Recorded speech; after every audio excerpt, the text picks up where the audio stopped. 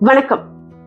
நம்ம வாழ்க்கையில எவ்வளவு மோசமான விஷயங்கள் நடந்திருந்தாலும் அதிலிருந்து வெளிவருவதற்கான முதல் அடி என்ன நடந்ததோ அதை மனதார ஏற்றுக்கொள்ள வேண்டும்.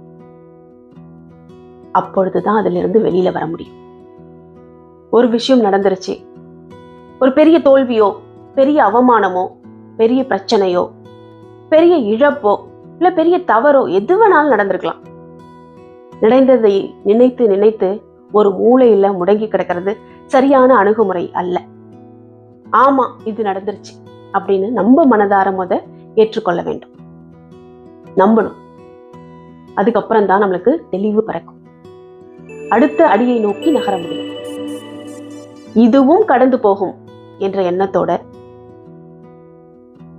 மாற்றம் ஒன்றே மாறாதது என்பதை உணர்ந்து தெளிந்தால் எந்த ஒரு சூழ்நிலையும் சமாளித்து விடலாம்.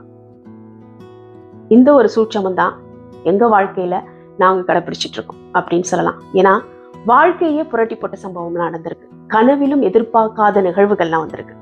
இதுல இருந்து மீண்டு வர முடியுமா அப்படின்னு நினைத்த தருணங்கள்லாம் உண்டு.